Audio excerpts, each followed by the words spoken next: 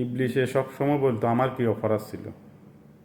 আল্লাহ সুবহানাহু ওয়া তাআলা কেমন আমার শয়তান হিসাবে আখ্যায়িত অভিশপ্ত করছে, সেটা তো আমরাও জানি। বাবা আদম শফিউল্লাহর সেজদা না করার জন্য এবং আল্লাহর কথা অমান্য করার জন্য।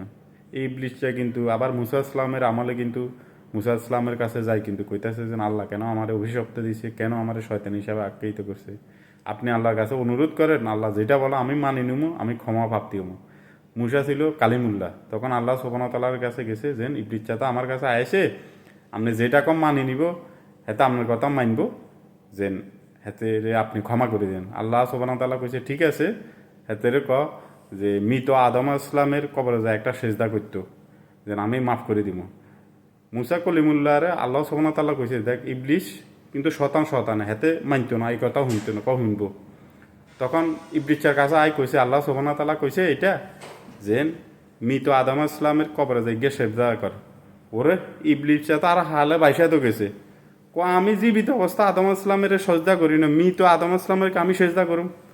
যে বাংলাদেশের কিছু লোকের অবস্থা হয়েছে এরকম যে ইবলিসের দুই কাহিনীর মতো, হ্যাঁ তারা কি অপরাধ করছে জানে না, দ্বিতীয়বারও সুযোগ দিলে আরো হালো বাইসে তো যায়।